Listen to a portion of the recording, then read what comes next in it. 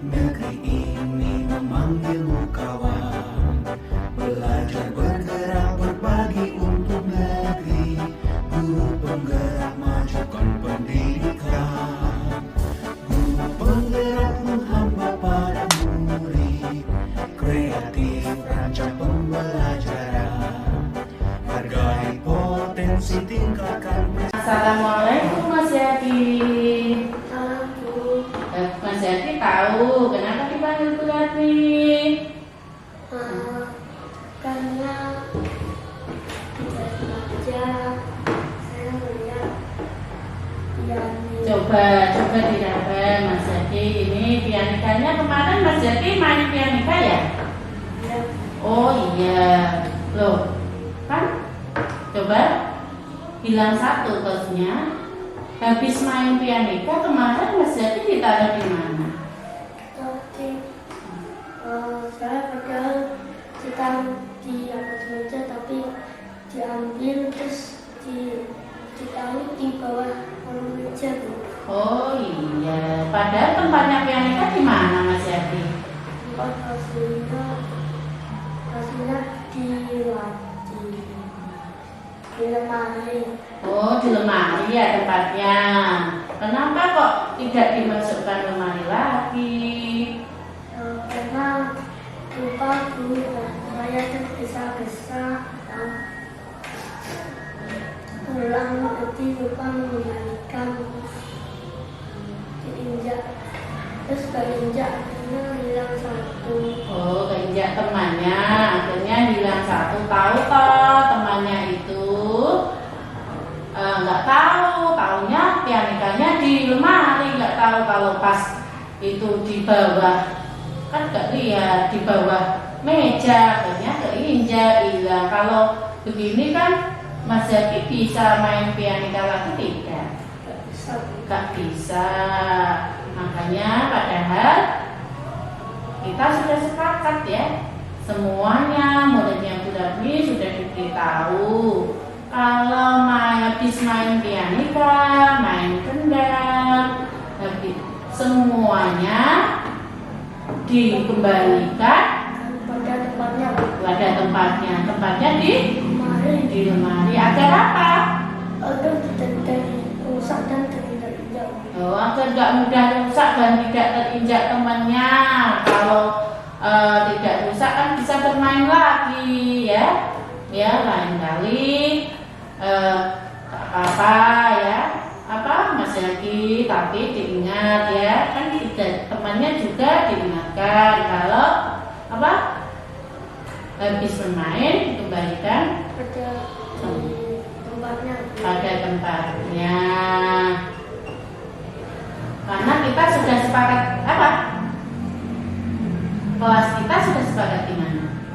Terus sepakat kalau semua barang yang untuk bermain kalau selesai segera dikembalikan. Oh iya, nggak apa-apa ya. Lain kali ya, kalau sudah selesai dikembalikan pada tempatnya dan kita bisa bermain lagi ya. Hanya depannya kita bisa bermain lagi. Terima kasih Mas Yati ya. Ya, terima kasih Mas Yati. Sekarang Mas Yati boleh bermain lagi.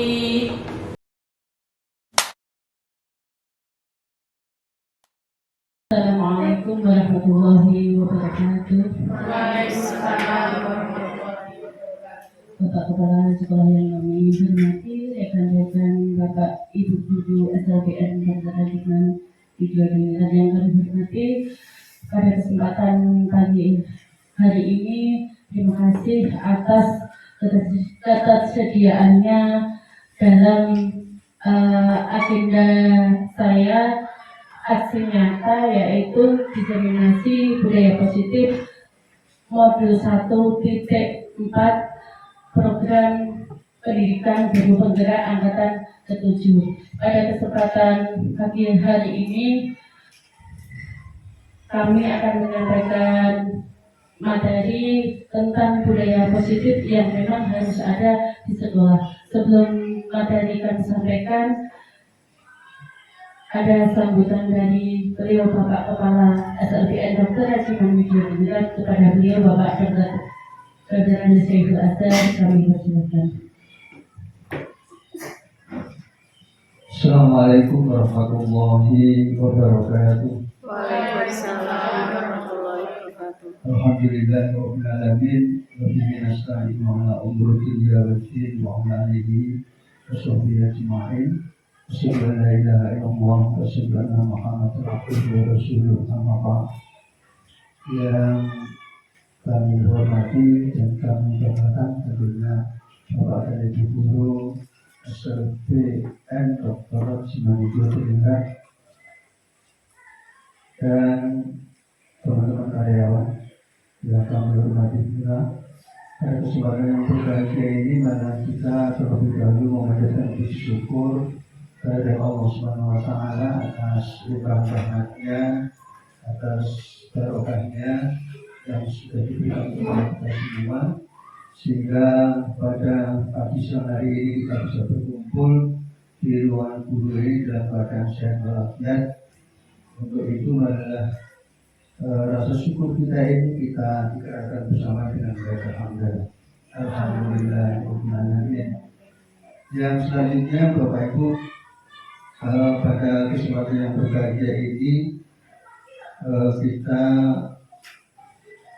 berkumpul bersama-sama ini dalam rangka mendukung teman kita yaitu Ibu Surati yang alhamdulillah sudah memasuki tahapan-tahapan di dalam program Guru Penggerak atau PGP. Tapi kalau saya membaca literasi antara PGP dan CGP ini bagaimana, yang jelas kalau Bu Nur dan Bu Raffi ini CGP, masih CGP, calon guru penggerak masih CGP, dari PGP kemudian masuk ke CGP. Ada beberapa hal yang harus dilalui oleh calon guru penggerak, yaitu diantaranya ada 5 tahapan atau 5 yang harus dilalui. Diantaranya pertama yaitu presentasi kelompok, kemudian demonstrasi kontekstual, koneksi antar materi, kemudian aksi nyata, dan yang kelima refleksi. Pada pagi siang hari ini teman kita Bu Suratmi ini sudah memasuki tahapan yang keempat, yaitu aksi nyata. Mudah-mudahan nanti disusul oleh Bu Nur Hidayati yang juga sebagai CGP calon guru penggerak angkatan 7 dari sekolah kita ini yang menyusul nanti akan mengadakan aksi nyata juga. Untuk itu saya minta kepada kalian semua Bapak Ibu guru yang masih muda-muda, yang masih memenuhi syarat untuk mendaftarkan atau menyusul sebagai calon guru penggerak.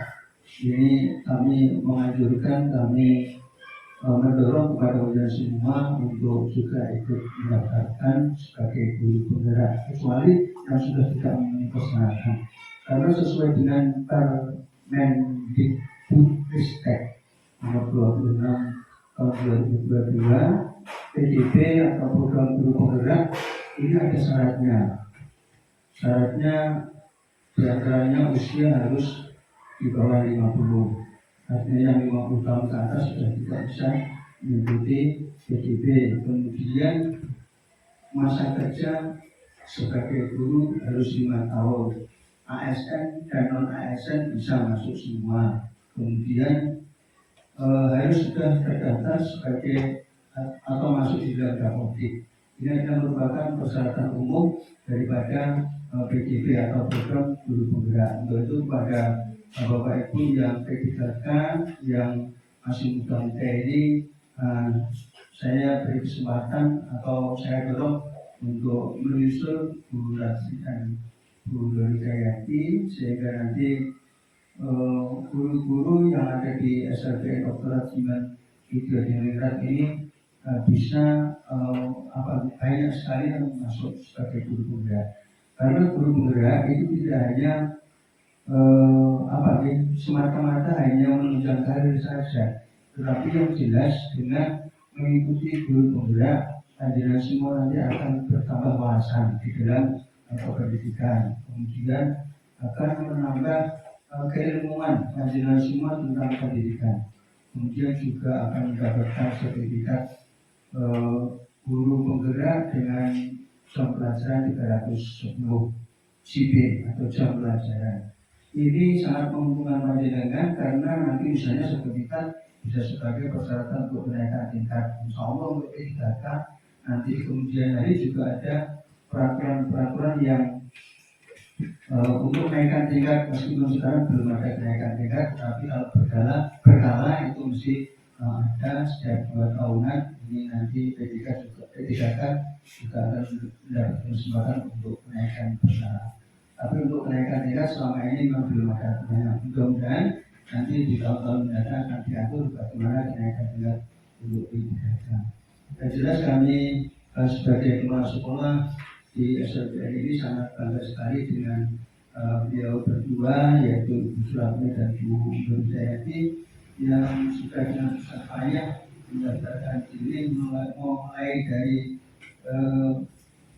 tahapan yang pertama sampai menjadi CIP calon guru penggerak, dan juga melalui lokakarya sekarang sudah masuk kepada tahapan yang harus dilalui, yaitu aksi nyata. Ini nanti kami sangat mendukung sekali kepada Bu Ratni, mudah-mudahan ini bisa berjalan lancar dan akhirnya mencapai pada urutan yang kelima, yaitu refleksi. Pada Bapak dan Ibu Guru, sekali lagi kami mohon yang masih muda-muda kesempatan atau peluang sangat terbuka lebar untuk kalian semua segera muncul kepada teman kita yang dua yang sudah berhasil menjadi CPP, dan nanti kami panjenengan semua bisa belajar dari Mbak Rati dan Bu Nurjayati. Mungkin ini yang bisa saya sampaikan sebagai pengantar. Yang jelas pada pagi siang hari ini Bu Ratni akan menyampaikan tema budaya disiplin positif. Budaya disiplin positif ini adalah merupakan modal dasar daripada guru penggerak. Bapak Ibu sebagai guru penggerak, modal pertama adalah disiplin. Karena kedisiplinan itu nanti akan kita distribusikan, akan kita berikan kepada anak-anak kita. Di antaranya nanti ada disiplin sekolah, kemudian ada disiplin kelas, dan tentunya ketika panjenengan menganjurkan kepada anak-anak untuk disiplin, kalau tidak berangkat dari diri kita sendiri, diri panjenengan masing-masing, itu nanti tidak akan tercapai tujuan. Lalu itu juga senyampang tema ini adalah menyangkut kedisiplinan kita sebagai ASN. Sekali lagi, disiplinan adalah berangkat dari diri kita sendiri, bukan karena orang lain. Jadi misalnya keaktifan, kedisiplinan berpakaian, kedisiplinan kehadiran itu bukan karena pimpinan, bukan karena pejabat yang ada di lingkungan kita, tetapi semata-mata karena kita sendiri nanti yang akan menentukan. Jadi saya kira yang bisa saya sampaikan sebagai pengantar dari aksi nyata yang akan disampaikan oleh Bu Ratni. Sekali lagi kami sangat mendukung sekali dan mudah-mudahan nanti semuanya berjalan lancar. Amin. Amin ya rabbal alamin. Dari saya cukup sekian. Wassalamualaikum warahmatullahi wabarakatuh. Waalaikumsalam. Waktu sebenarnya kami serahkan kepada Bu Ratni.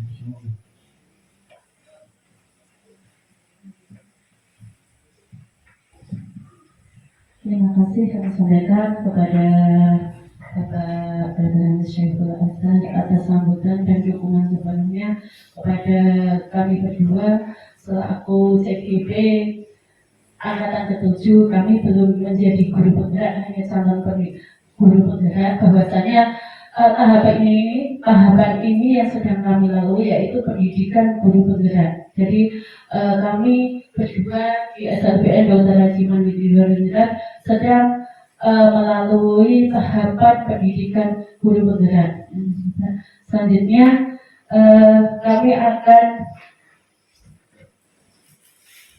melakukan diseminasi, yaitu pembahasan modul 1.5 tentang budaya positif. Kami amati bahwasanya suatu kebaikan itu memang harus menular ke semuanya. Artinya ketika itu kebaikan itu ada pada diri kita masing-masing, maka itu akan sangat-sangat bagus ketika diimbaskan, ketika itu menular. Kalau kita pengen masuk surga, kita juga tidak ingin masuk surga sendiri, karena masuk surga sendiri itu juga tidak baik. Artinya tidak enak.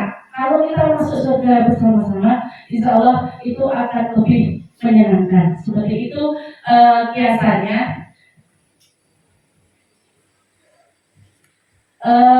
Dalam materi ini ada 6 sub pokok bahasan yang akan dibahas. Yang pertama bahwasanya disiplin positif dan nilai-nilai kebajikan universal, kemudian teori motivasi, hukuman dan penghargaan institusi, keyakinan kelas, kemudian ada kebutuhan dasar manusia, dan ketiga dunia berkualitas. Kemudian ada restitusi, di mana ada 5 posisi kontrol, kemudian ada sedirikan restitusi. Kalau kita ambil contoh bahwasanya kita semua sudah belajar di PMN tentang Merdeka Belajar, bahwasanya hakikat kita sebagai seorang pendidik adalah diibaratkan kita sebagai petani. Artinya bagaimana kita kita memelihara bibit-bibit yang ada pada anak didik kita, bibit-bibit yang ada pada anak didik kita agar bisa tumbuh dengan subur, tumbuh dengan baik. Itu kalau seorang petani itu diibaratkan apakah kita beri pupuk, apakah kita setiap hari menyiramnya, itu adalah posisi kita kalau menurut Ki Hajar Dewantara. Jadi tanaman itu subur atau tidak, kalaupun tanaman itu mau menjadi apa, ya, mau akhirnya menjadi apa, misalkan dia mau menjadi seorang penyanyi, ataupun dia seorang pemusik, ataupun seorang pelukis, itu tergantung dari bibitnya. Kalau kita mau yang jelas,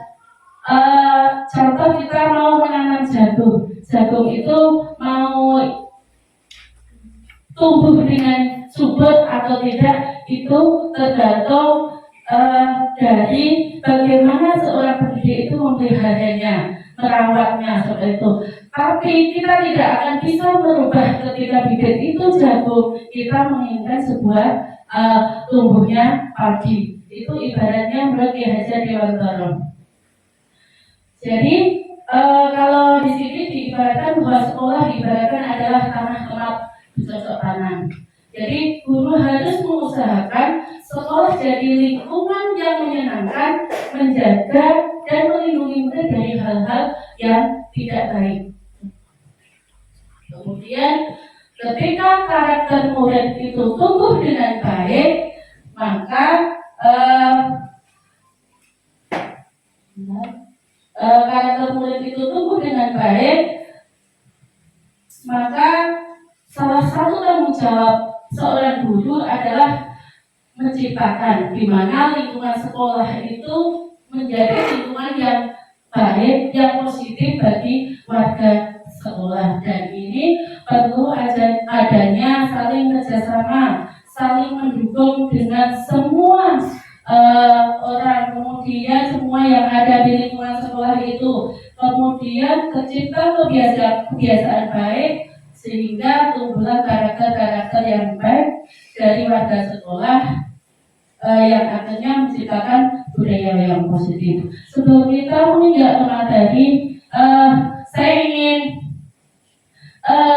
menuliskan sesuatu yang berharga bagi hidup dengan saat ini, ya Bapak Ibu guru saat ini. Silakan ditulis, kemudian silakan ditulis Kemudian panjenengan rahasia ya, dari samping kanan sampai kiri silahkan ditulis.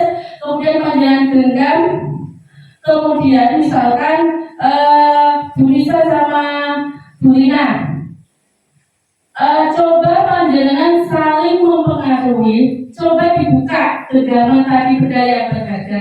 Coba deh, bisa dicoba, bisa ditulis di tangan ataupun di kertas. Nanti panjenengan genggam, ya, Bapak Ibu guru genggam. Kemudian, ya, sudah ya, ditulis di tangan aja. Rahasia, ada sesuatu yang berharga yang panjenengan tulis, sesuatu yang berharga yang panjenengan miliki.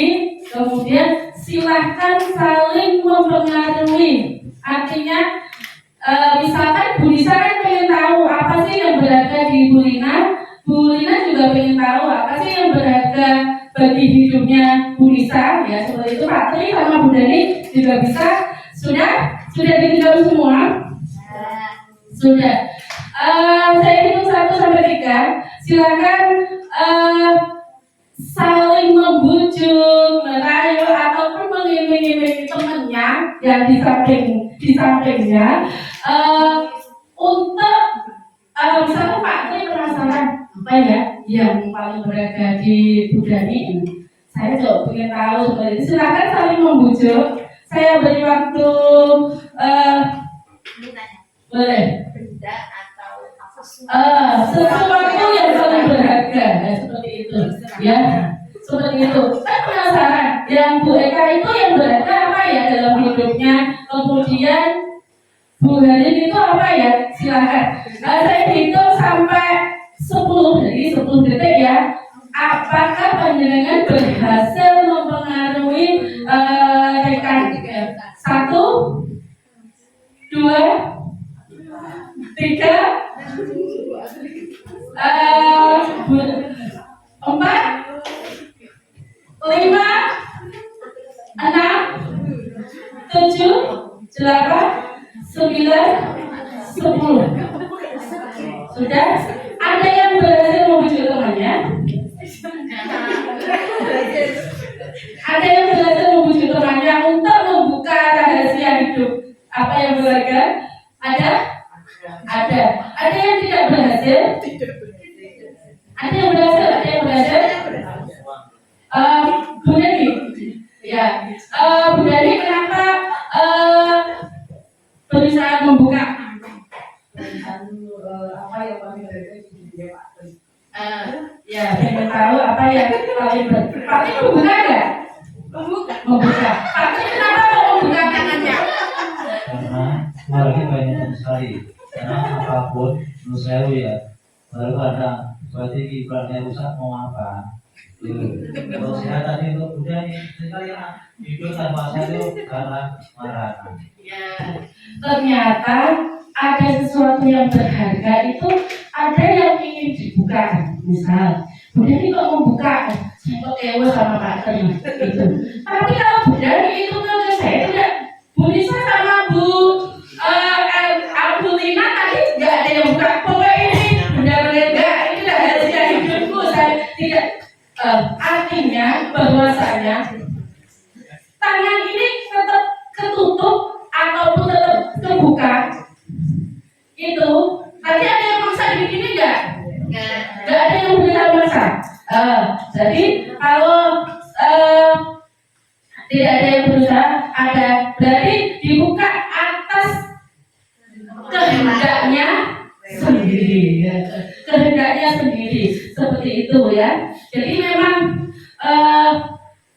inti dari disiplin ini sebenarnya apapun yang kita sesuatu yang baik yang mungkin itu atas keinginan kita sendiri. Kemudian tadi ya ini kita menginjak materi pertama yaitu disiplin positif dan nilai-nilai kebajikan universal ya. Tentang menurut William Glasser bahwasanya ada miskonsepsi tentang makna kontrol ya. sebagai guru kita itu kadang ada miskonsepsi tentang makna kontrol. Yang pertama adalah ilusi guru dapat mengontrol murid seperti itu, ya. Pada bahwasanya kita selama ini PD itu kalau nggak gurunya nggak bisa. Ternyata ketika pada dasarnya itu sebenarnya kita tidak dapat memaksa murid untuk berbuat sesuatu jikalau murid tersebut memilih untuk tidak melakukannya. Tetapi kenapa murid itu mengizinkan gurunya untuk mengontrol dirinya? Bahwasanya saat itu bentuk kontrol guru menjadi kebutuhan dasar yang dipilih untuk murid tersebut. Artinya dari kontrol ini menyatakan bahwasanya semua perilaku memiliki tujuan, bahkan terhadap perilaku yang tidak disukai. Kita sering ya melihat murid itu manual pada kita sebenarnya. Padahal hal itu mungkin tidak disukai. Misalkan disuruh bersih-bersih, aduh saya itu mesti capek seperti. Tapi murid itu kenapa memilih? Karena dia membiarkan dirinya dikontrol oleh gurunya seperti itu. Yang kedua, ilusi bahwa semua penguatan positif, efektif dan bermanfaat seperti ini. Penguatan positif itu atau bujukan adalah bentuk-bentuk itu sering kita lakukan. Kemudian segala usaha untuk mempengaruhi murid agar mengulangi suatu perilaku tertentu adalah suatu usaha untuk mengontrol murid tersebut. Dalam jangka waktu tertentu kemungkinan murid itu akan menyadari dan mencoba untuk menolak bujukan kita, atau bisa jadi murid itu menjadi tergantung pada pendapat sang guru untuk berusaha. Jadi ketika kita menguatkan positif, misalkan ada murid yang mungkin tidak sesuai apa yang kita inginkan, kemudian ini guru ini yang bisa membujuk dan sebagainya. Ternyata mungkin ini adalah miskonsepsi dari kontrol. Kemudian yang ketiga, ilusi bahwa kritik dan membuat orang merasa bersalah dapat menguatkan karakter. Nah, ini ya, kadang-kadang memang ternyata ketika kita membuat orang merasa bersalah, justru itu akan membuat murid itu menjadi identitas yang gagal. Jadi mereka belajar untuk merasa buruk tentang diri mereka, kemudian mereka mengembangkan dialog diri yang negatif. Oh, saya ini seperti ini. Kadang-kadang memang itu sulit bagi guru untuk mengidentifikasi apakah mereka sedang melakukan perilaku ini, atau seringkali guru juga menggunakan suara halus untuk menyampaikan pesan negatif. Jadi hanya suaranya halus, tapi itu pesan-pesan itu negatif seperti itu. Yang kelima, ilusi bahwa orang dewasa memiliki hak untuk memaksa. Kemudian ya banyak mungkin karena posisi kita, bahwasanya kita menjadi seorang guru itu kita berhak atas diri kita, atas murid kita ya. Tetapi pada kenyataannya pada saat itu pula bahwasanya orang dewasa akan menyadari bahwa perilaku memaksa itu tidak akan efektif untuk jangka waktu panjang, dan sebuah hubungan permusuhan akan terbentuk seperti itu. Kemudian bagaimana kalau tadi ya adanya miskonsepsi teori kontrol, bahwasanya dari itu semua itu adalah antara perwujudan stimulus dan respon. Jadi ketika kita menjadi guru, kita bisa mengarahkan murid kita ya. Itu adalah responnya, karena responnya murid karena dia merasa menjadi murid, dia harus menuruti apa yang dilakukan oleh gurunya. Artinya kalau ini menurut Stephen Covey mengatakan bahwa bila kita ingin membuat kemajuan perlahan, sedikit-sedikit ubahlah sikap atau perilaku Anda. Namun bila kita ingin memperbaiki cara-cara utama kita, maka kita perlu mengubah kerangka acuan kita. Ubahlah bagaimana Anda melihat dunia, bagaimana Anda berpikir tentang manusia. Ubahlah paradigma Anda, skema pemahaman dan penjelasan aspek-aspek tertentu tentang realitas. Kemudian ini teori stimulus, respon, sama teori kontrol. Ini bisa bahwasanya stimulus respon itu memandang pandangannya tentang dunia bahwa kebutuhan manusia itu sama. Tapi menurut teori kontrol bahwasanya realitanya memang kebutuhan manusia itu berbeda-beda gitu. Jadi yang tadi miskonsepsi itu lebih cenderung ke stimulus sama respon. Yang kedua, semua orang melihat hal yang sama. Kemudian kalau teori kontrol itu setiap orang memiliki gambaran yang berbeda. Kita mencoba mengubah orang agar berpandangan sama dengan kita. Kemudian kalau teori kontrol itu kita berusaha memahami pandangan orang lain tentang dunia. Kemudian perilaku buruk dilihat sebagai suatu kesalahan, ya. Jadi ketika seseorang melakukan perilaku buruk itu suatu kesalahan. Tetapi kalau dilihat kontrol bahwasanya semua perilaku itu memiliki tujuan, ya. Orang lain bisa mengontrol saya. Kalau yang kontrol hanya Anda yang bisa mengontrol diri Anda. Kemudian saya bisa mengontrol orang lain, Anda tidak bisa mengontrol orang lain. Kemudian pemaksaan ada pada saat bujukan gagal. Jadi kalau tadi nggak ada yang masak, kalau tangannya dibuka tadi nggak ada, cuma melalui bujukan sudah ini. Kolaborasi dan konsensus menciptakan pilihan baru. Kemudian model berpikir menang atau kalah. Jadi ada yang menang, ada yang kalah. Kalau di dalam model berpikirnya bahwa semuanya menang karena semuanya sesuai dengan kehendaknya diri sendiri. Kemudian makna disiplin. Kalau kita menggunakan kata disiplin, bahwasanya disiplin itu tata tertib, teratur, patuh. Kalau tidak patuh, adanya hukuman. Sedangkan disiplin positif itu tidak harus berupa hukuman. Jadi tidak harus, kalau perlu hukuman itu tidak digunakan sama sekali. Jadi kalau di dalam budaya kita kalau sudah mendengar kata disiplin, maka itu adalah yang harus dilakukan seseorang. Jika tidak patuh, maka itu kita akan merasa tidak nyaman, ataupun kita akan merasa terintimidasi, nanti mendapatkan hukuman dan sebagainya. Seperti itu bedanya, ya.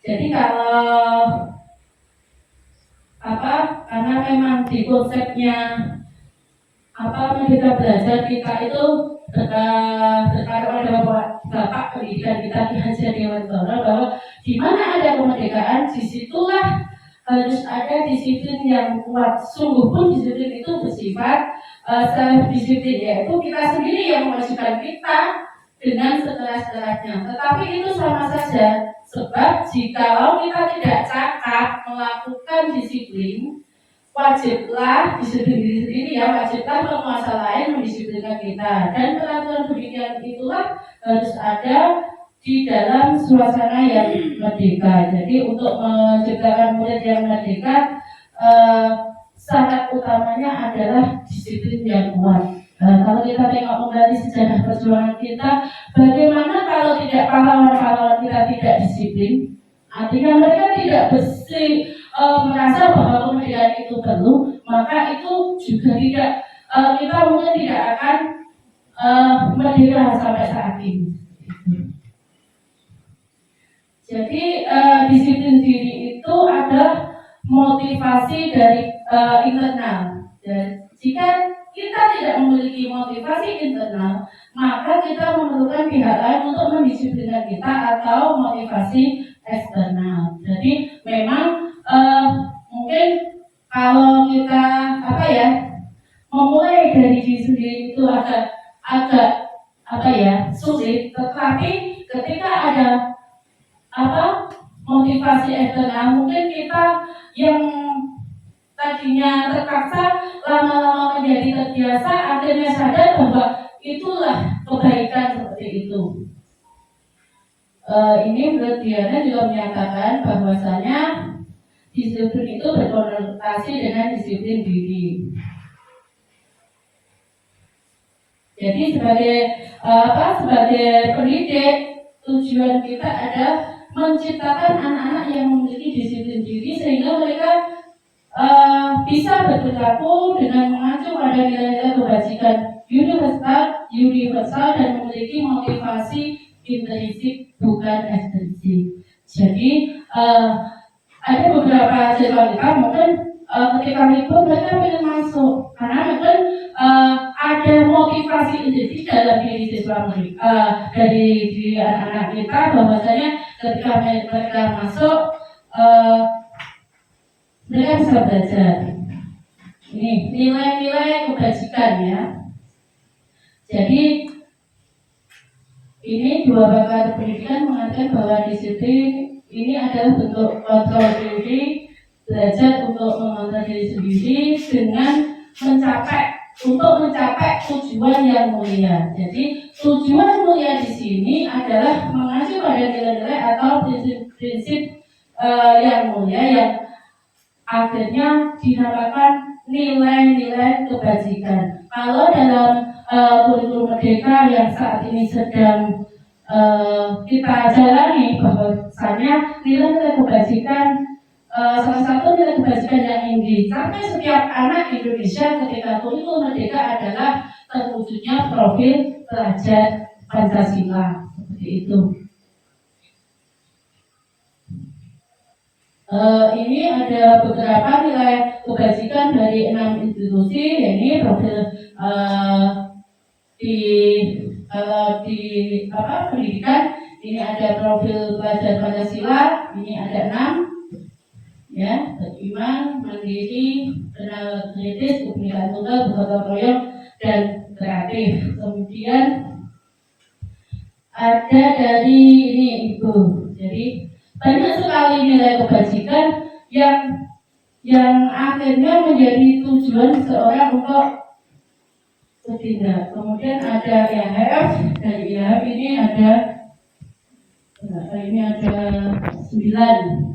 Ini ada cinta Tuhan dan segenap ciptaannya, kemandirian, kejujuran, diplomatis, hormat dan santun, dermawan, percaya diri, kepemimpinan dan keadilan, baik dan rendah hati. Kemudian ada juga dari petunjuk seumur hidup dan keterampilan hidup.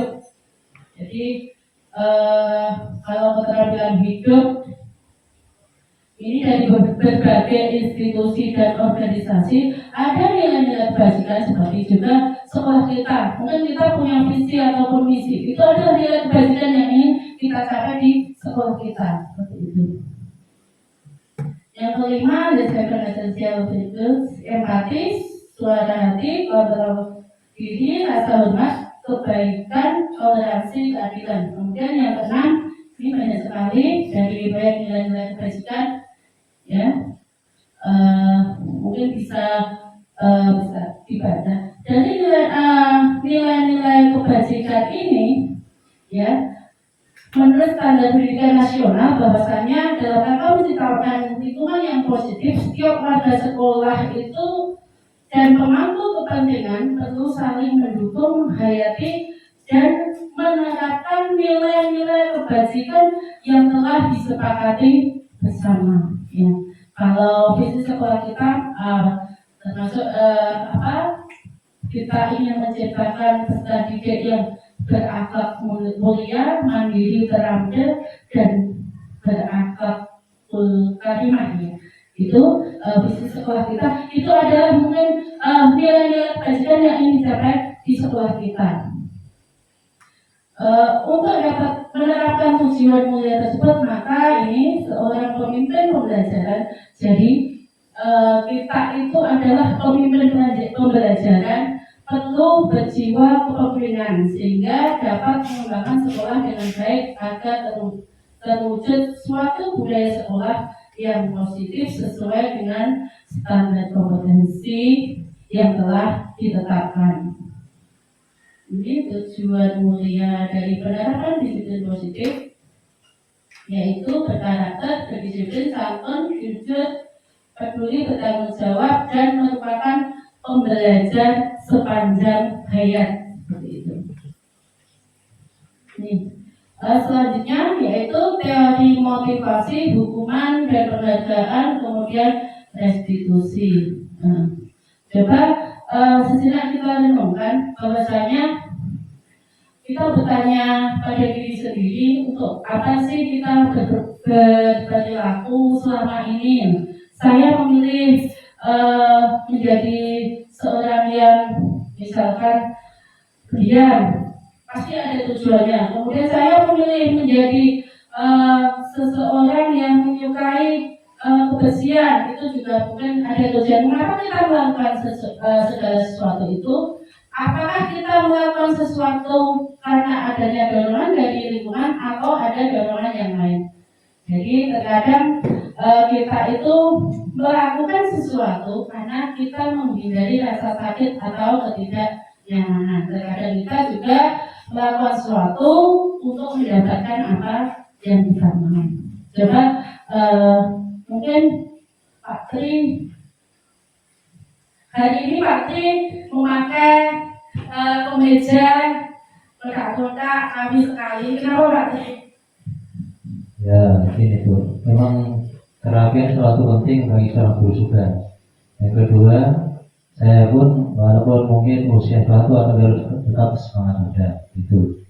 Dengan pola kayak gini, maka tetap adakan semangat atau lebih akan memberikan pikiran yang positif, semangat akan menjadi kita tidak mudah merasa tua, tetap sehat pikiran dan sehat rohaninya begitu. Terima kasih. Terima kasih Pak Tri. Bahwasanya hari ini ketika Pak Tri memakai kemeja kotak-kotak hitam putih, dia tadi ya alasan tujuan hidupnya yang ingin nilai-nilai kebajikan yang ingin dicapai oleh Pak Tri, seperti itu ya. Kemudian ada 3 motivasi perilaku manusia. Ini menurut dia dosen ya. Yang pertama adalah untuk menghindari ketidaknyamanan atau hukuman. Ya, ini adalah tingkat terendah dari motivasi perilaku manusia. Ketika saya biar nyaman, saya biar enak, itu ada tingkat terendah motivasi perilaku manusia. Yang biasanya orang yang motivasi perilakunya untuk menghindari hukuman atau ketidaknyamanan akan bertanya, apa yang terjadi jika saya tidak melakukan ini? Kemudian sebenarnya mereka sedang menghindari permasalahan yang mungkin muncul dan berpengaruh pada mereka secara baik itu secara fisik, psikologis maupun tidak terpenuhi kebutuhan mereka bila mereka tidak melakukan tindakan tersebut. Motivasi ini biasanya bersifat eksternal. Yang kedua ini untuk mendapatkan imbalan atau penghargaan dari orang lain. 1 tingkat di atas motivasi yang pertama. Di sini mungkin orang berperilaku untuk mendapatkan imbalan atau penghargaan dari orang lain. Nah, orang dengan motivasi ini akan bertanya, apa yang akan saya dapatkan apabila saya melakukan? Mereka melakukan sebuah tindakan untuk mendapatkan pujian dari orang lain yang menurut mereka penting. Dan mereka letakkan dalam dunia berkualitas mereka. Karena ketika mendapatkan pujian mungkin dia akan merasa senang. Nanti di bab selanjutnya, kenapa kok saya ingin mendapatkan pujian dari orang lain seperti itu, nanti berlanjut. Mereka juga melakukan sesuatu untuk mendapatkan hadiah pengakuan jadi ini juga bersifat eksternal. Kemudian yang ketiga adalah untuk menjadi orang yang mereka inginkan, menghargai diri sendiri dengan nilai-nilai yang mereka percaya. Tadi sudah dicontohkan oleh Pak Tadi tadi, orang yang dengan motivasi ini akan bertanya, akan menjadi orang seperti apa? Akan menjadi orang seperti apa saya melakukan ini? Seperti itu. Jadi apa tujuan hidup saya? Seperti itu. Mereka melakukan sesuatu karena nilai-nilai yang mereka yakini dan hargai, dan mereka melakukannya karena mereka ingin menjadi orang yang melakukan nilai-nilai yang mereka yakini. Jadi motivasi ini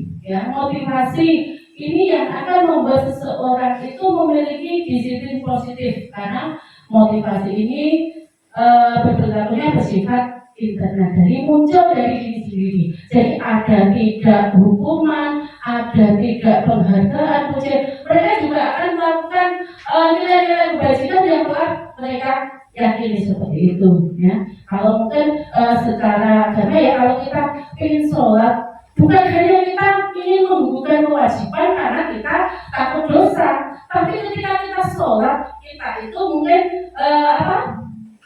ingin benar-benar sujud, mensyukuri nikmat yang telah Allah tanyakan kepada kita. Kita benar-benar pengen menjadi hambanya Allah. Itu contohnya secara agama. Kalau disiplin positif mungkin seperti itu juga.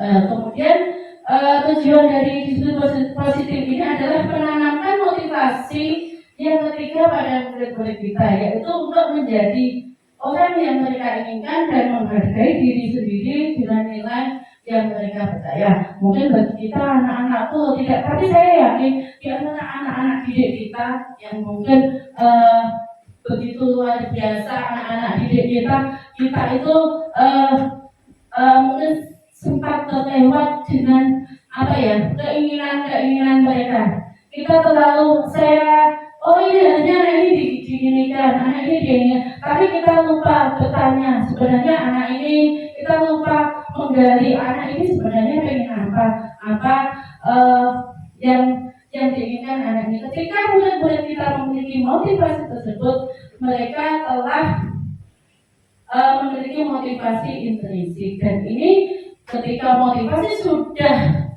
muncul dari diri sendiri, itu akan berdampak jangka panjang. Jadi tidak hanya ketika anak kita sekolah, ketika kita kita ingat kembali ketika kita sekolah, kita itu motivasinya apa? Ketika itu motivasi dari dalam diri kita pribadi, pasti itu dimanapun tempatnya, mereka akan melakukan suatu nilai kebajikan seperti itu.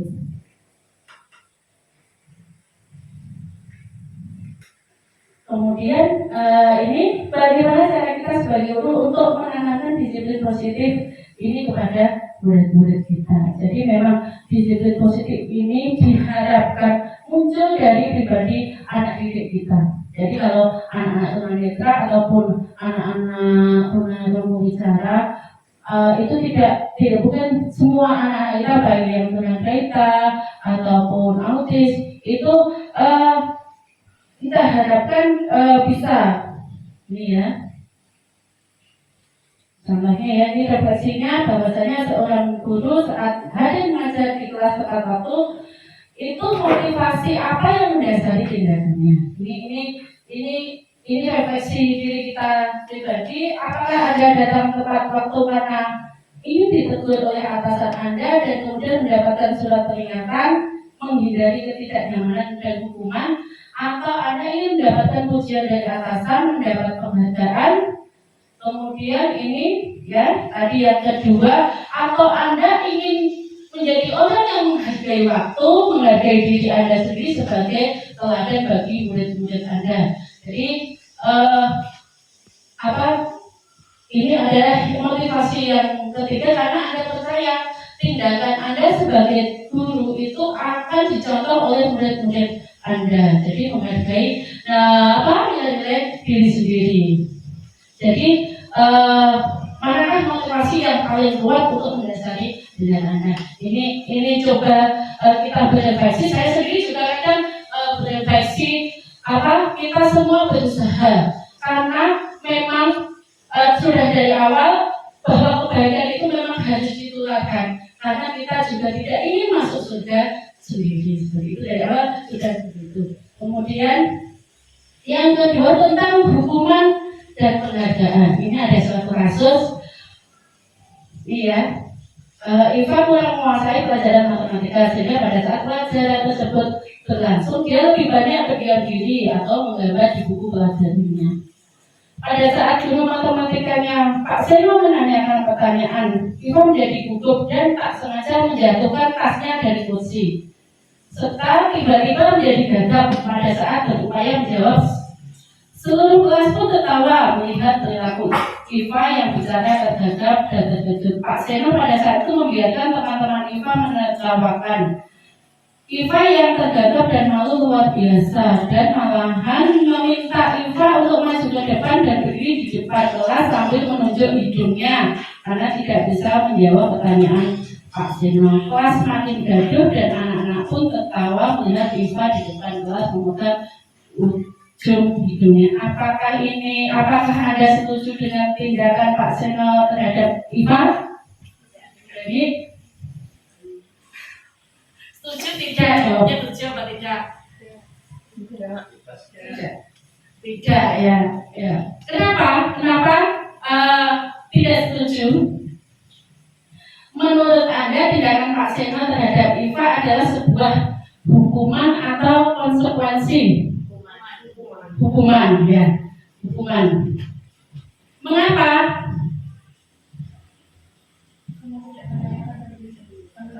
Ya, karena tidak menanyakan alasannya seperti itu.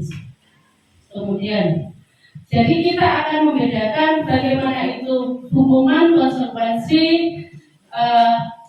dan restitusi. Ya, seperti itu. Dalam menjalankan peraturan ataupun keyakinan kelas, bila mana ada suatu pelanggaran, tentunya sesuatu harus terjadi. Ya, sesuatu harus terjadi. Misalkan kita mungkin tidak masuk seperti itu, tidak masuk itu konsekuensinya kita dipotong gajinya seperti itu. Itu tetap ada sesuatu yang terjadi. Begitu juga dengan anak didik kita, anak-anak kita, untuk itu kita perlu meninjau ulang tindakan penegakan peraturan yang selama ini kita jalankan ya. Tindakan terhadap suatu pelanggaran pada umumnya berbentuk hukuman atau konsekuensi ya. Kalau dalam modul ini, dalam disiplin positif ini, kita akan mengenal istilah baru yang namanya restitusi ya. Kalau beberapa waktu yang lalu kami sempat untuk meminta like dan komennya panjenengan tentang restitusi ya. Restitusi adalah proses menciptakan kondisi bagi murid untuk memperbaiki kesalahan mereka sehingga mereka bisa kembali pada kelompok mereka dengan karakter yang lebih kuat. Jadi restitusi merupakan proses kolaborasi yang mengajarkan murid untuk mencari solusi untuk masalah mereka dan membantu murid berpikir tentang orang seperti apa yang mereka inginkan dan bagaimana mereka harus memperlakukan orang lain. Jadi sebelum kita membahas lebih dalam tentang penerapan restitusi, kita perlu membedakan antara hukuman dan konsekuensi.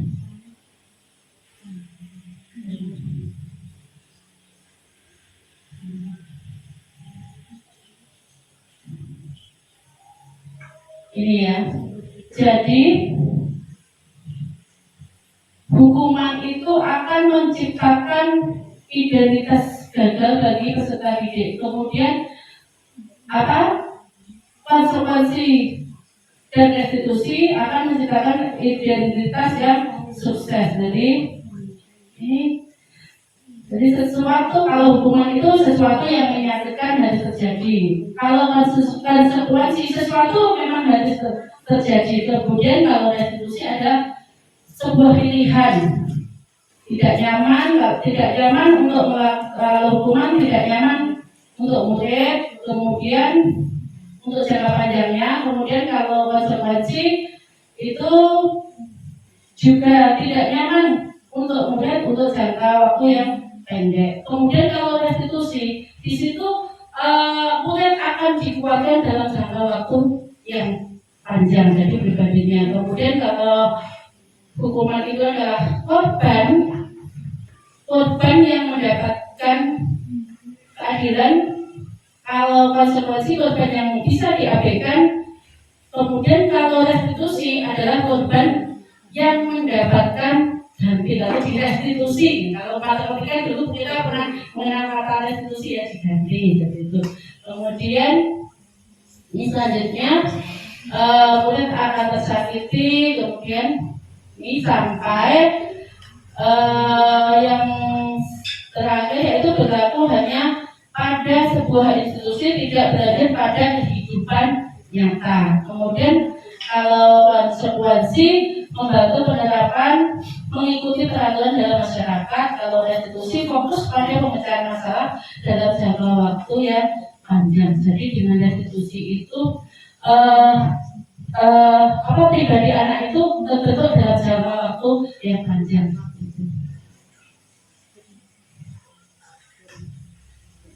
Ini, jadi kalau restitusi, kalau hukuman itu misalnya kata-katanya kamu harus, kemudian kalau konsekuensi apa peraturannya, ya. Kemudian kamu melakukannya. Kalau restitusi, apa yang kamu yakini, apa yang bisa kamu lakukan untuk memperbaiki masalah. Kalau hukuman itu biasanya bersifat negatif, kalau konsekuensi netral, kemudian kalau restitusi positif.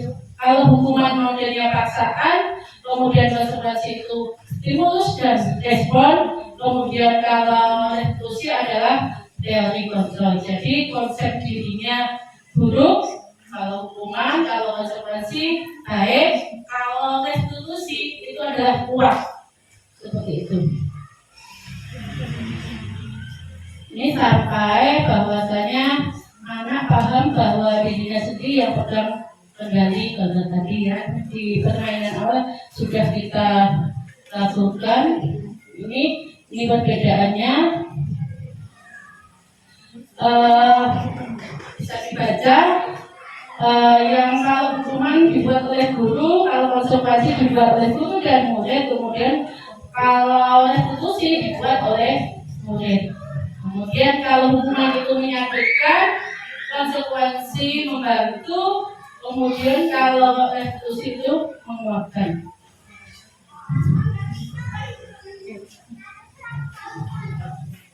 Jadi hukuman ini bersifat tidak terencana atau tiba-tiba. Anak atau murid tidak tahu apa yang akan terjadi dan tidak dilibatkan. Hukuman bersifat satu arah. Kemudian biasanya berupa fisik maupun psikis, sehingga anak merasa disakiti oleh perbuatan ataupun kata-kata. Ya. Kalau konsekuensi ini sudah terencana, artinya sudah disepakati, sudah dibahas antara murid dan guru. Kemudian ini murid sudah mengetahui konsekuensinya, ya. Misalkan dia tidak menulis, bahwasanya dia harus hati untuk menulis. Kemudian murid tetap dibuat tidak nyaman untuk jangka waktu yang pendek.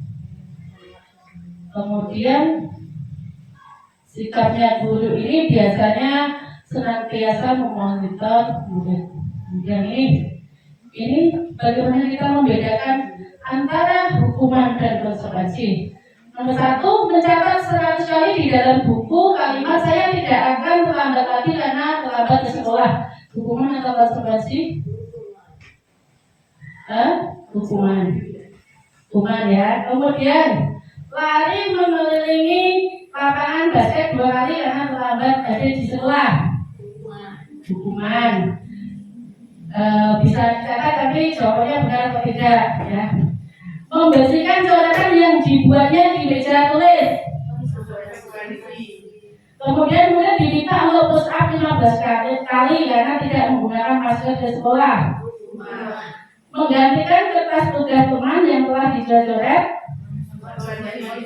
Berjemur di lapangan basket pukul 12 siang karena mengobrol dengan teman. Murid diminta bertelanjang kaki sepanjang hari karena tidak menggunakan sepatu warna hitam sesuai peraturan sekolah.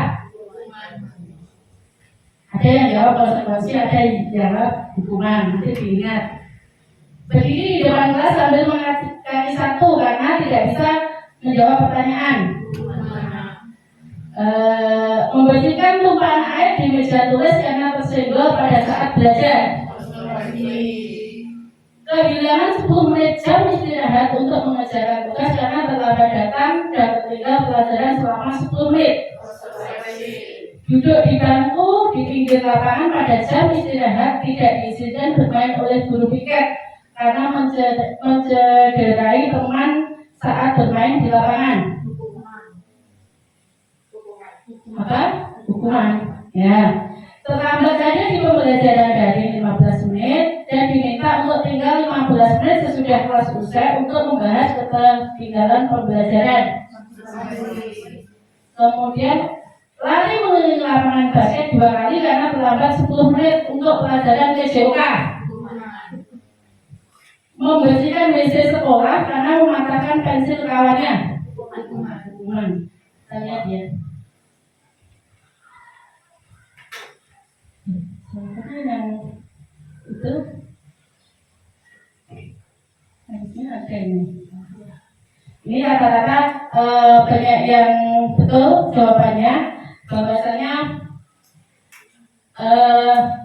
bedanya dari pertanyaan-pertanyaan ini, tindakan-tindakan guru ini kita bisa membedakan mana yang disebut hukuman dan mana yang disebut konsekuensi seperti itu.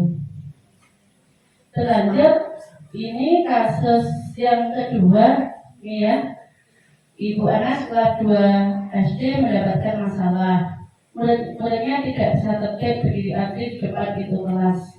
Kemudian Ibu Anas ini berpikir cepat dan dia menggunakan stiker bintang. Jadi ketika ada stiker bintang itu anak-anak bisa berbaris rapi. Tapi lain hari ya selama beberapa minggu karena cukup berhasil membuat berikutnya berdiri rapi di depan pintu sampai pada suatu saat Ibu Anas itu sakit sehingga digantikan oleh Pak Andi. Pak Andi tidak tahu bahwasanya di dalam kelas Bu Anas itu ada namanya stiker bintang yang memotivasi anak untuk bisa berbaris rapi sehingga pada saat Bu Anas tidak mengajar itu anak kembali lagi berebutan untuk masuk kelas. Kenapa ini?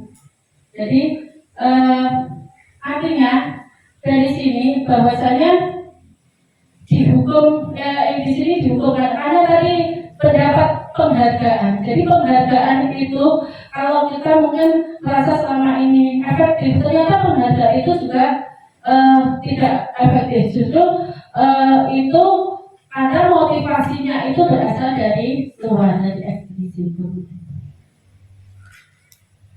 Ini adalah kasus Bu Anas tadi ya.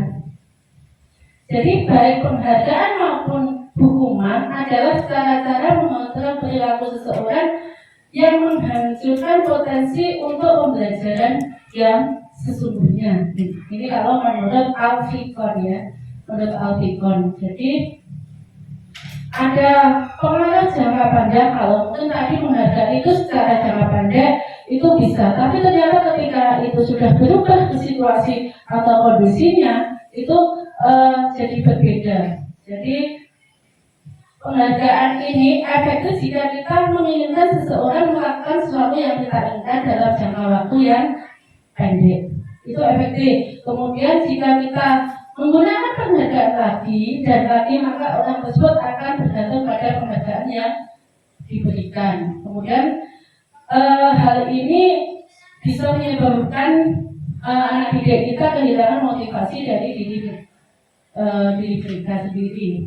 Jika kita mendapatkan penghargaan untuk melakukan sesuatu yang baik, maka selain kita senantiasa berharap mendapatkan penghargaan tersebut lagi. Kita pun menjadi tidak menyadari tindakan baik yang kita lakukan. Jadi padahal kita sudah melakukan suatu kebaikan karena kita terbiasa melakukan. Jadi penghargaan ini tidak efektif. Ya, penghargaan ini tidak efektif karena suatu penghargaan adalah benda atau peristiwa yang kita inginkan. Jadi kalau kita tidak melakukan, maka kita kita sudah tidak menginginkan penghargaan itu, maka kita tidak akan melakukan suatu yang kebaikan yang selama ini kita yakini itu kalau motivasinya secara ekstrinsi. Jadi ketika mungkin ini contohnya bahwasanya orang yang berusaha berhenti merokok atau orang yang berusaha diet menguruskan badan, bila diberikan penghargaan hampir pasti tidak berhasil, ya, tidak berhasil bisa dalam senyum ya. Jadi memang motivasi dari dalam diri sendiri itu yang perlu kita bangun. Artinya kita itu bisa sadar, mungkin awalnya juga dari motivasi ekstrim dari mungkin teman-teman kita yang baik, teman-teman kita yang selalu melakukan suatu kebaikan, dan akhirnya kita akan muncul, saya juga ingin baik, saya juga ingin mengeluarkan kebaikan ke semua orang seperti itu.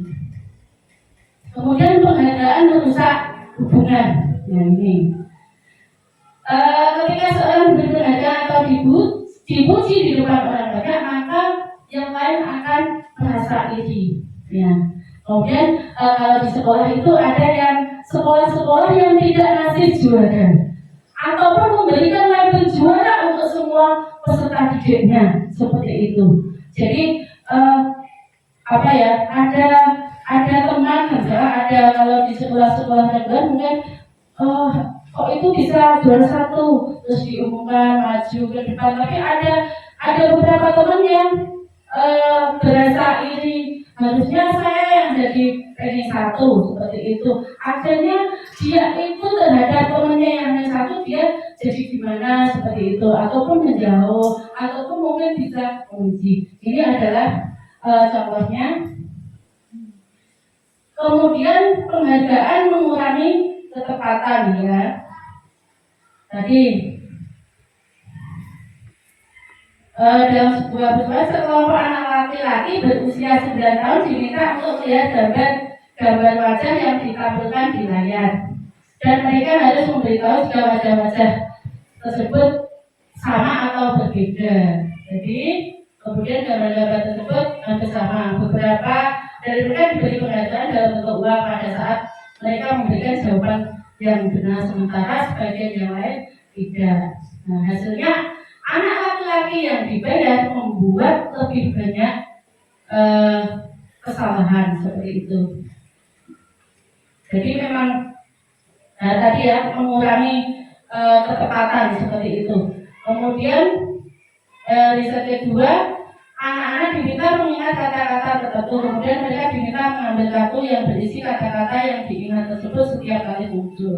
Beberapa anak diberikan permen setiap memberikan jawaban yang benar. Sebagian yang lain hanya diberitahu saja bila jawaban mereka benar.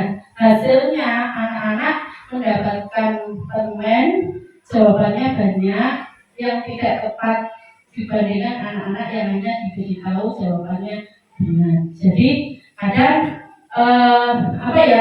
ini bisa ya penelitian. Jadi memang kadang penghargaan yang kita berikan juga mengurangi ketepatan. Yang selanjutnya adalah penghargaan menurunkan kualitas, ya. Penghargaan menurunkan kualitas, ya. Jadi kemarin saya juga ingat bahwasanya anak-anak kita misalnya Zaki ketika latihan dia sembarangan ya, sembarangan. Artinya mereka merasa tidak mendapatkan penghargaan seperti itu. Ketika saya beritahu bahwa nanti yang hadir Bapak Kepala Dinas, akhirnya latihannya jadi bagus ya, Bu Rosa seperti itu. Jadi kadang penghargaan itu menurunkan kualitas karena memang mungkin peserta didik kita belum apa ya, motivasi intinya belum muncul. Kemudian penghargaan mematikan kreativitas. Jadi mereka yang tidak kalau tadi menurunkan kualitas, bahwa mereka yang tidak menerima bayaran terus berupaya merasa diri menjadi lebih baik. Kemudian yang selanjutnya adalah penghargaan mematikan kreativitas. Jadi murid-murid itu melakukan sesuatu, ya, itu mereka berpikir mengenai hadiah. Agar saya dapat hadiah, bukan bukan untuk ada berhasil seperti itu. Biasanya dalam tugas-tugas memecahkan masalah, para murid memakan waktu lebih lama dan memberikan jalan keluar kurang kreatif saat mereka dijadikan suatu penghargaan. Padahal ini sering kita lakukan, ya. Ternyata penghargaan juga menghukum, karena dengan adanya penghargaan tadi ranking tadi, ya, itu termasuk juga salah satu menghukum. Kalau orang pada dasarnya tidak suka diperhatikan, dalam jangka waktu yang lama penghargaan akan terlihat sebagai hukuman, seperti itu. Kemudian ini tadi juga motivasi dalam diri, intrinsik. Jadi saat seorang anak belajar untuk pertama kalinya menggabungkan huruf, kata, serta menyadari bahwa ia dapat membaca, timbul pijar di matanya dan sebuah senyuman di wajahnya, seperti itu. Kita lihat, karena ketika tidak tahu huruf jadi tahu huruf, itu anak-anak akan kita ingat masa-masa kecil kita, itu akhirnya anak-anak semangat untuk membaca.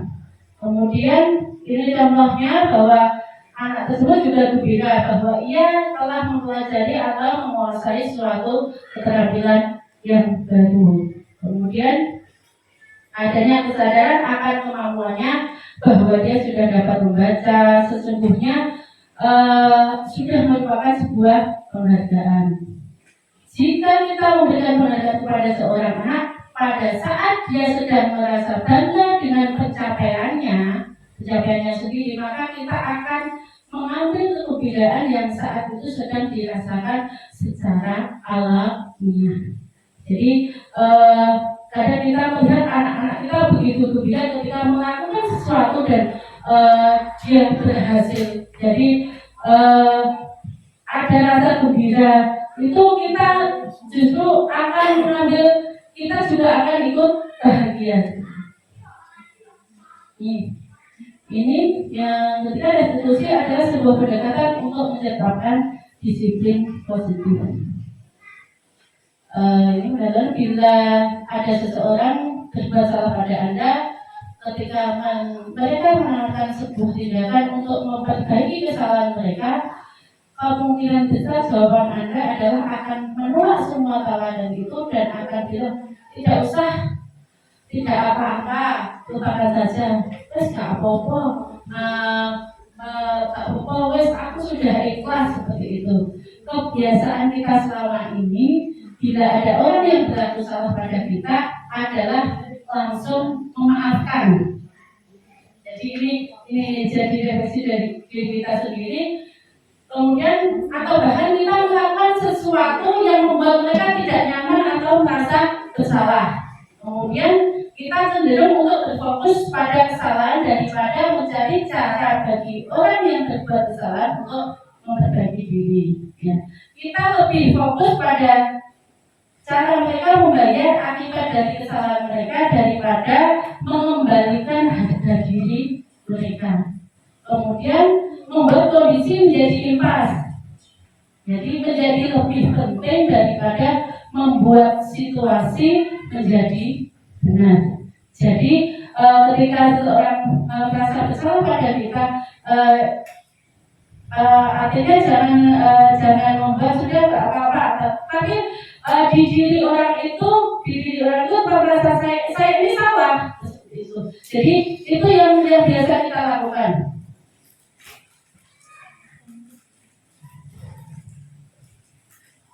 Ini kalau kita sebagai seorang guru ketika murid melakukan kesalahan, tindakan mana yang akan kita lakukan?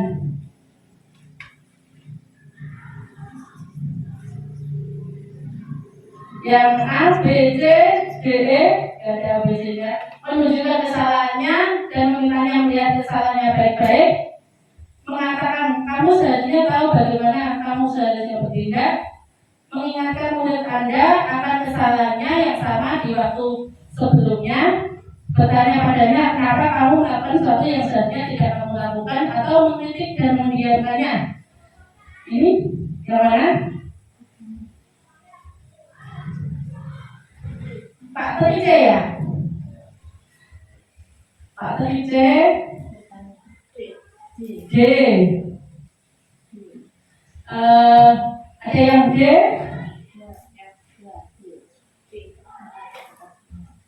Bertanya kepadanya. Kemudian ada yang jawab lain? Jawabannya kalau nggak C, mengingatkan murid C sama D, ya.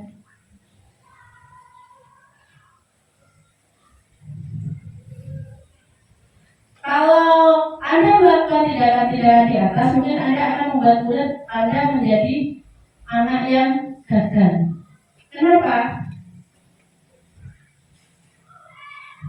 Iya, balik. Ini kita bagaimana respon kita ketika ada anak kita melakukan suatu kesalahan. Ini kita menginjak materi, melanjutkan materi restitusi.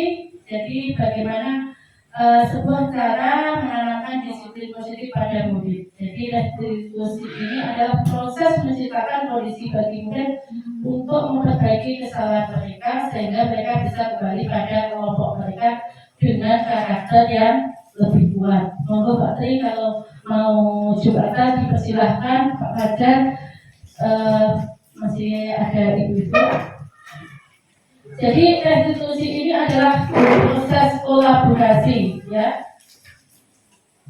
Restitusi ini adalah proses kolaborasi yang mengajarkan murid untuk mencari solusi untuk masalah dan membantu murid berpikir tentang orang seperti apa yang mereka inginkan dan bagaimana mereka memperlakukan orang lain. Ini. Jadi kalau restitusi ini membantu murid menjadi lebih memiliki tujuan, disiplin positif dan memiliki dirinya setelah berbuat salah.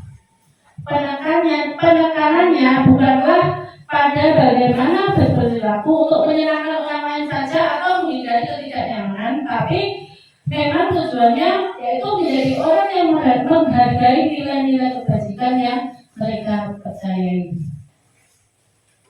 Ini baris separuh, ya. Jadi di restitusi ini ada peluang yang luar biasa bagi murid untuk bertumbuh karakternya. Jadi ketika mereka melakukan kesalahan, karena pada hakikatnya begitulah cara kita belajar. Jadi kalau kita lihat anak-anak zaman dahulu dengan zaman sekarang, karakternya lebih kuat anak-anak zaman dahulu karena ketika mereka melakukan sesuatu, mereka itu benar-benar tertanam terbentuk karakternya seperti itu.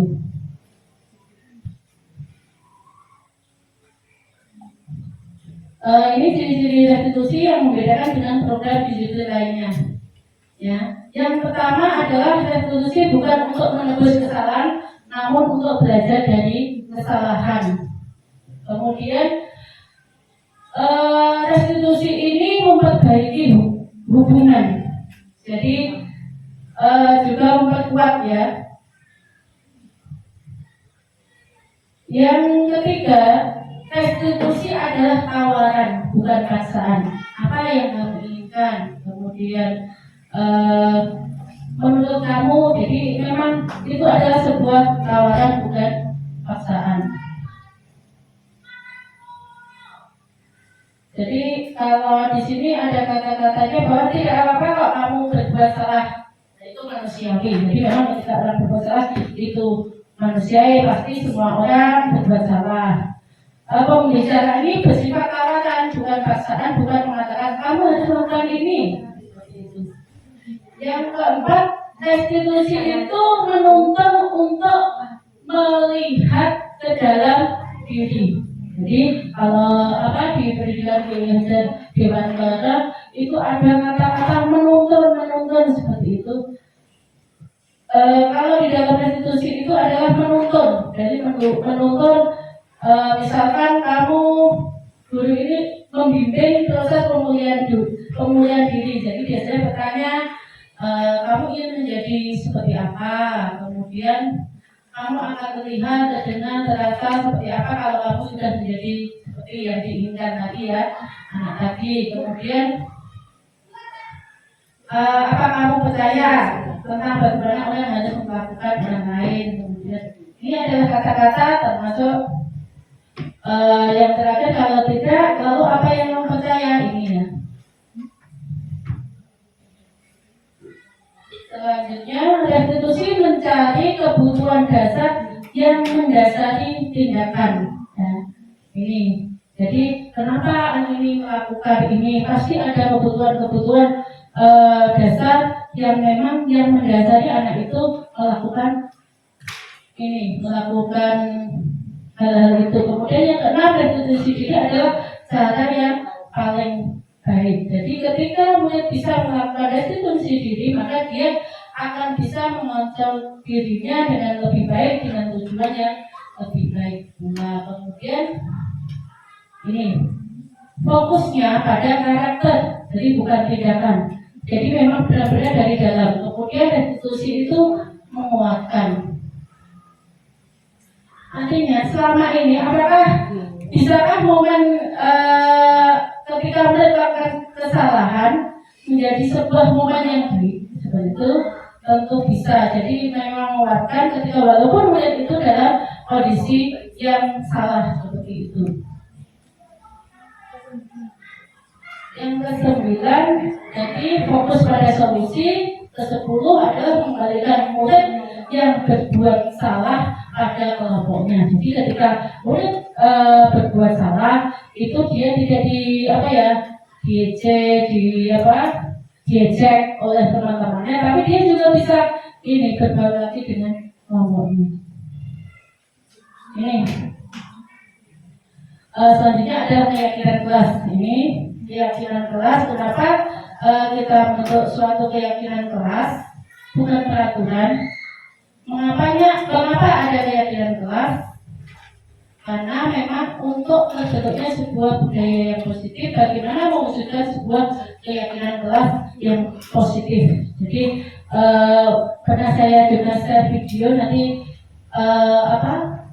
akan sekilas. Kemarin sudah, terima kasih like and comment-nya. Jadi ada pertanyaan-pertanyaan seperti ini. Mengapa kita memiliki peraturan tentang penggunaan helm pada saat mengendarai sepeda motor? Ya, sepeda motor itu kemungkinan ada yang menjawab karena keselamatan.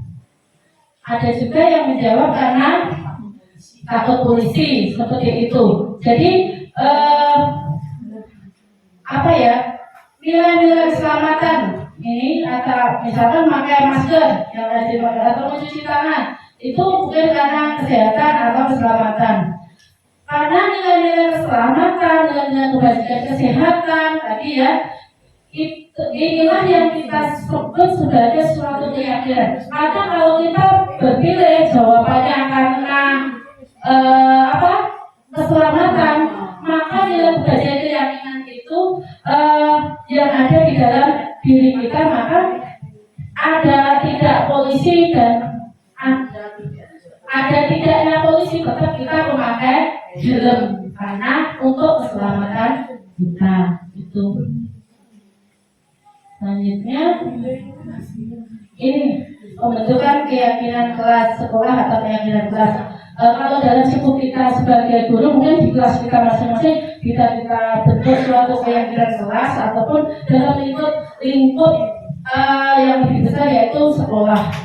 Jadi memang keyakinan kelas ini lebih bersifat abstrak daripada peraturan karena lebih visi dan konkret. Kemudian keyakinan kelas itu berupa pernyataan universal dan dibuat dalam bentuk positif, kemudian tidak terlalu banyak sehingga mudah diingat, dipahami semua warga kelas. Kemudian sebaiknya dapat diterapkan di lingkungan tersebut. Kemudian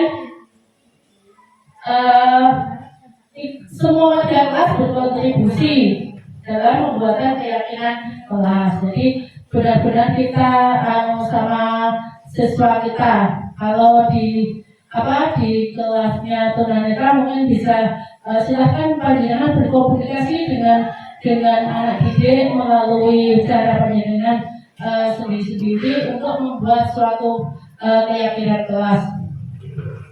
Jadi bisa ditinjau kembali dari waktu ke waktu. Ini prosedur pembentukan keyakinan kelas. Silakan diperdapat mau seperti apa kelas kita. Kemudian jadi mengubah kalimat-kalimat dalam bentuk negatif itu menjadi positif. Jadi kalau dulu kita jangan, itu menurut psikologi memang tidak, tapi kita berubah berjalanlah di kelas bapak itu jangan berlari, jangan kata-kata seperti itu ternyata adalah kalimat-kalimat yang negatif seperti itu. Jadi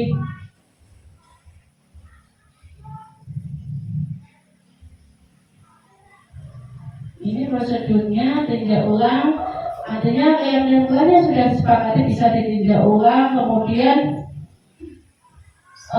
kalau dari waktu ke waktu itu perlu direvisi, silakan untuk direvisi.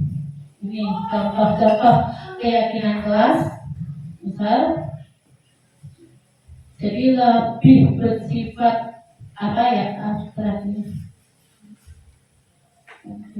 Hormat, bekerja, diterima. Ini contoh-contohnya. Nih, ada kita beralih ke 5 kebutuhan dasar manusia. Jadi ini Ibu Ambar ini ada sedang bingung menghadapi ulas salah satu murid di kelasnya. Beberapa anak di kelas 2 telah datang padanya dan mengeluhkan Doni yang seringkali meminta bekal makan siang mereka dengan kasar. Jika Anda menghadapi situasi seperti ini, Ibu Ambar, apa yang Anda lakukan? Menurut Anda, kira-kira apa alasan Doni melakukan hal itu? Jadi ketika kita tahu ada siswa kita yang aneh seperti itu, memang kita perlu tahu. Jadi ini materi 5 kebutuhan dasar itu yang mungkin kita dengan ternyata ada satu kebutuhan dasar manusia yang memang tidak terpenuhi yang membuat anak tersebut melakukan suatu tindakan. Jadi ini mencari tahu ini videonya berapa menit?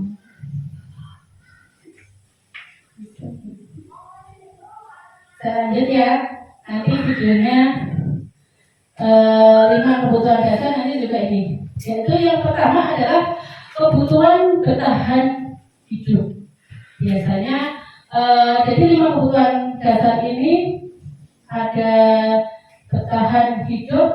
Ini biasanya bersifat fisik, jadi kesehatan, rumah, makanan, seperti itu. Ada anak kalau dulu di Jogorogo itu ada anak yang lemas, pendiam, terus ternyata dia itu memang tidak pernah makan ketika pagi sampai sore, bahkan bawa bekal pun dia tidak dimakan. Jadi secara fisik dia memang tidak terpenuhi nutrisinya. Jadi kebutuhan dasarnya untuk bertahan hidup secara fisik itu tidak terpenuhi, makanya dia mungkin ngomongnya juga lemas, juga sulit. Kemudian dalam kasus dari di atas, apabila tadi kan Bu Ambar menanyakan, kalau jawabannya Doni adalah anak ia lapar dan orang tuanya tidak membawakan bekal makan siang, maka kebutuhan dasar yang sedang berusaha dipenuhi oleh Doni adalah untuk bertahan hidup. Itu Lain lagi kalau jawabannya Doni adalah ini, yang kedua adalah kebutuhan untuk diterima, kasih sayang atau rasa diterima. Dalam kasus Doni mereka juga, kalau dalam kasus Doni tadi, bahwasanya alasannya mengambil bekal temannya karena dia merasa senang temannya dan jadi memperhatikan dia. Jadi memang kalau kita melihat anak-anak kita, itu kan kadang juga seperti itu. Jadi mereka sebenarnya juga tidak apa-apa. Mereka juga, jadi memang kita perlu tahu kenapa anak ini mengambil bekal temannya seperti itu. Bukan hanya karena ada satu kebutuhan. Dan kebutuhan ini dan tiga, jadi yang tadi bersifat psikologis kalau kebutuhan. Jadi 5 kebutuhan dasar itu, 1 bersifat fisik, yang 4 adalah bersifat psikologis. Jadi kebutuhan untuk disayangi diterima. Ini meliputi hubungan, koneksi sosial, memberi, menerima kasih sayang, kemudian menjadi bagian dari suatu kelompok. Biasanya kebutuhan untuk diterima ini ada interaksi antara person. Kemudian yang ketiga adalah kebutuhan akan penguasaan atau pengakuan atas hubungan. Kalau dari kasus di atas jawabannya Doni adalah dia merasa hebat karena temannya jadi takut. Seperti itu. Dia itu tadi juga sudah sarapan misalkan seperti itu. Ya, karena dia pengen penguasaan atau pengakuan atas kemampuannya. Seperti itu. Tentunya bahwa memang kebutuhan ini berhubungan dengan kekuatan untuk mencapai sesuatu.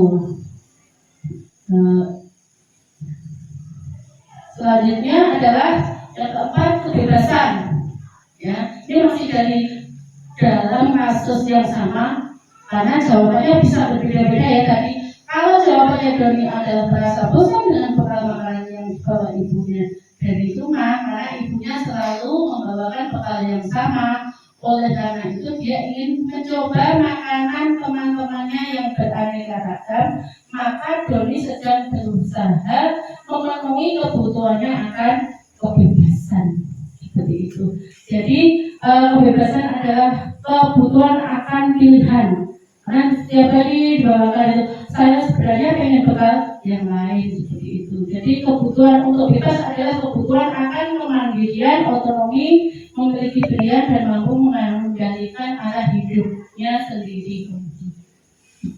Biasanya ini mencoba hal-hal yang baru dan suka mencoba-coba. Yang kelima adalah kesenangan, kebutuhan untuk merasa senang. Ya. Kalau jawabannya tadi adalah karena iseng saja, senang kok ini jadi senang lah seperti itu. Ketika melihat ekspresi teman-temannya yang besar seperti itu adalah karena Doni itu sedang berusaha memenuhi kebutuhannya akan kesenangan. Ini jadi 5 kebutuhan dasar manusia tadi. Ini dunia berkualitas Anda adalah tempat khusus dalam pikiran Anda, tempat Anda menyimpan gambaran representasi dari semua yang Anda inginkan. Bisa berisi orang-orang ataupun hal-hal dan apa saja yang terkait dalam hidup Anda dan membuat Anda merasa bahagia dan terpenuhi kebutuhan dasarnya. Ini 5 posisi kontrol. Ya, 5 posisi kontrol. Restitusi menurut ini Gallagher mengumumkan bahwa guru perlu meninjau kembali penerapan disiplin di dalam ruang-ruang kelas mereka selama ini. Apakah telah efektif, apakah berpusat, memerdekakan dan memandirikan murid, atau bagaimana dan mengapa. Ini ada 5 posisi kontrol, yaitu 5 posisi kontrol itu yang pertama adalah sebagai penghukum, membuat rasa bersalah, kemudian sebagai teman, sebagai pemantau, kemudian sebagai manajer. Dari kelima posisi kontrol itu, posisi yang sebaiknya kita lakukan, ya mungkin posisi yang paling baik yang memang seharusnya adalah sebagai manajer seperti itu.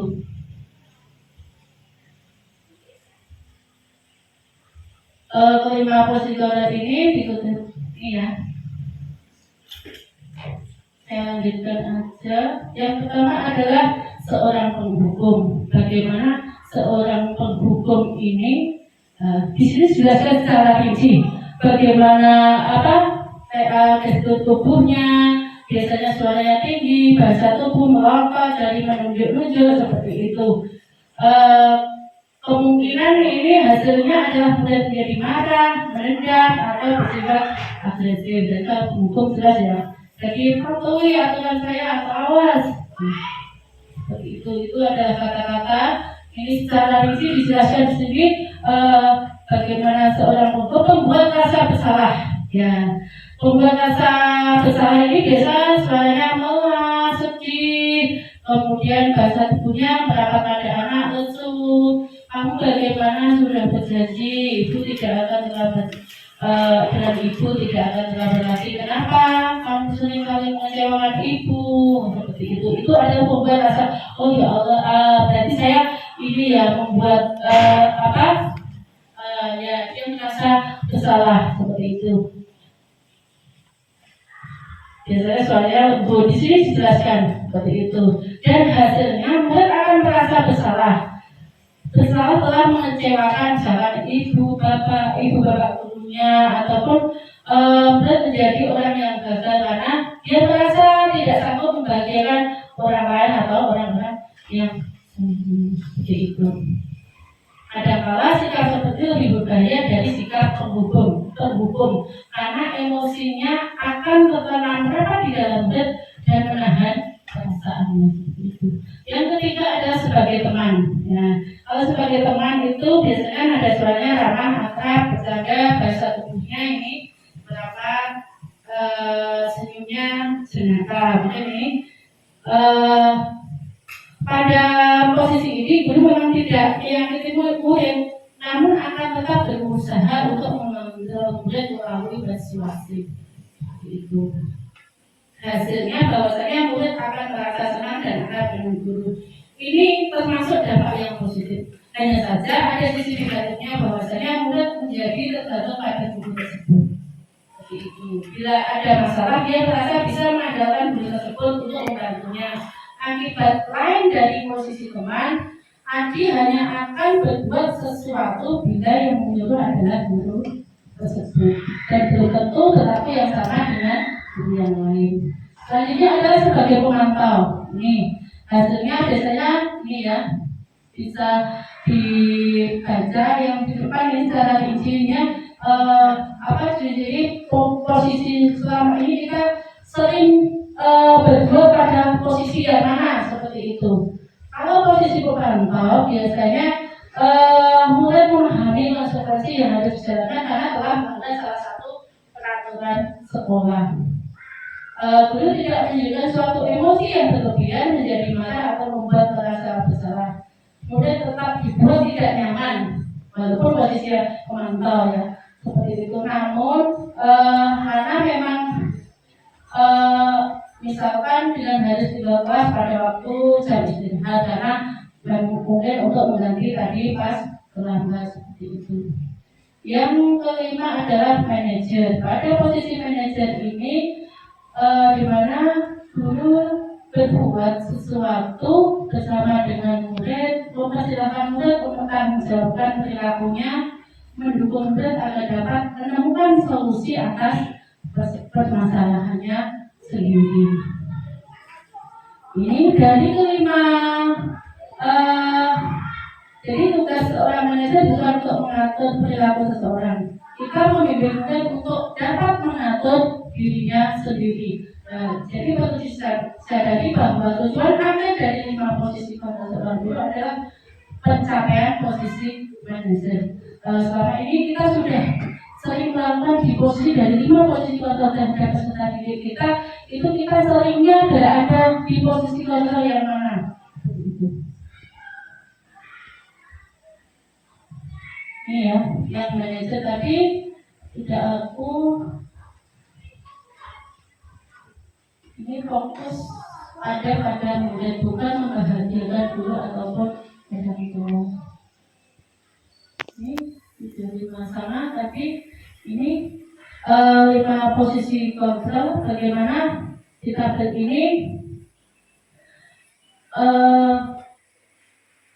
dari 5 posisi kontrol itu kita bisa melihat bahwasanya posisi-posisi kontrol itu dibuat dengan adanya motivasi. Kalau penghukum, pembuat orang merasa bersalah, sebagai teman, sebagai pemantau itu motivasinya lebih ke eksternal. Kemudian kalau sebagai manajer biasanya motivasinya dari diri sendiri, intrinsik. Bagaimana identitas gagal maupun identitas berhasil itu terbentuk, itu posisi kontrol kita. Jadi kalau perilaku kontrol yang negatif itu penghukum, membuat orang merasa bersalah. Kalau yang positif itu teman dan pemantau. Ada yang kontrol diri itu sebagai manajer, seperti itu. Bagaimana guru berbuat, bagaimana guru berkata. Yang jelas posisi kontrol sebagai manajer, bagaimana kita menguatkan karakter peserta didik kita. Ini dampaknya murid berkata, kemudian dia bisa memperbaiki kesalahannya, kemudian dampaknya pada murid, kemudian dengan posisi kontrol sebagai manajer, murid meletakkan dirinya sebagai individu yang positif dalam dunianya. Ini kita berlanjut ke segitiga restitusi. Ada 3 tahapan, ada 3 sisi dalam segitiga restitusi. Langsung saya ini.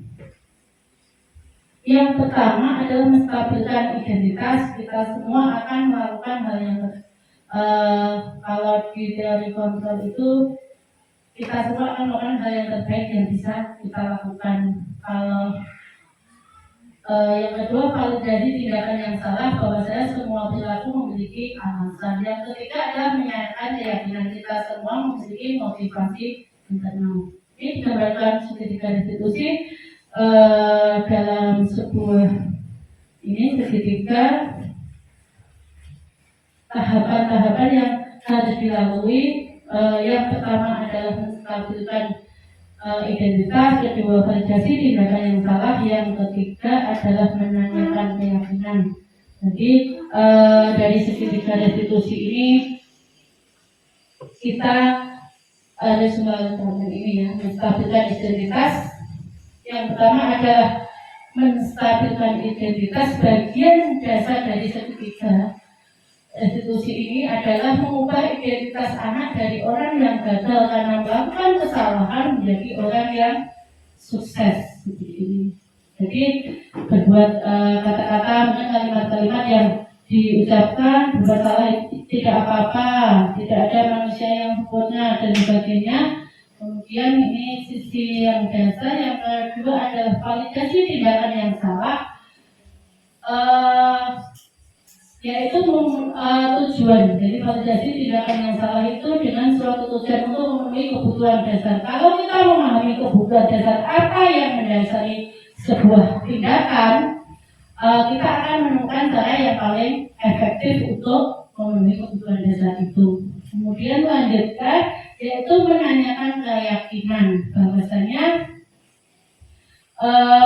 apa nilai keberhasilan apa yang mereka yakini, yang memotivasi dari dalam diri mereka. Ketika identitas sukses telah tercapai, maka anak akan siap dihubungkan dengan nilai-nilai yang dia percaya dan menjadi orang yang dia inginkan, seperti itu.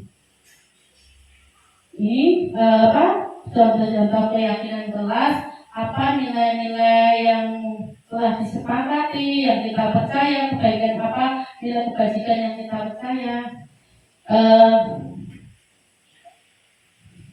contoh penerapan segitiga restitusi panjenengan sudah lihat karena kemarin sudah sempat saya share, dan terima kasih.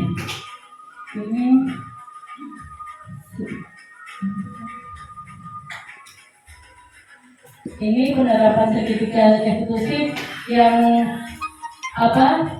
yang kemarin sudah saya jalankan setelah ini ya, semua sudah ini ya, sudah terlihat karena kemarin saya sudah sempat untuk like and subscribe video yang telah kami buat pada demokrasi konseptual. Itu yang bisa saya sampaikan, bahwasanya semoga aura kebaikan, nilai-nilai kebaikan yang sudah kita yakini ya, itu termotivasi dari dalam diri kita pribadi, diri saya pribadi, saya mengajak diri saya pribadi dan juga rekan-rekan bahwa memang disiplin positif. Kalau kita mendengar kata disiplin, itu bagaimana kita mengubah dari materi ini, kita mengubah paradigma kita tentang sebuah kata disiplin seperti itu. Yang bisa saya sampaikan, terima kasih atas kerjasamanya. Atau ada yang ditanyakan? Atau sekarang saya ingin satu refleksi dari teman ketika telah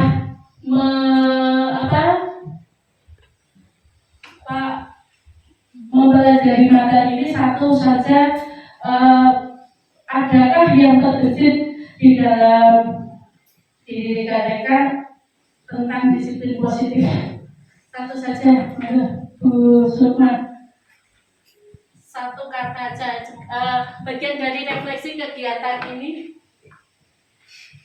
Terima kasih Bu Ratni, sangat menarik sekali dan mungkin bisa menjadi contoh untuk kita semua serta wawasan dan merefresh kembali bahwasannya sebagai pendidik yang baik, yaitu selalu memunculkan perilaku dan budaya positif di lingkungan sekolah maupun menjadi contoh yang baik untuk anak-anak didik kita. Mungkin seperti itu. Terima kasih Bu Sukma atas refleksinya. Semoga kegiatan hari ini bisa membawa manfaat bagi kita semua. Bila ada budaya. Assalamualaikum warahmatullahi wabarakatuh.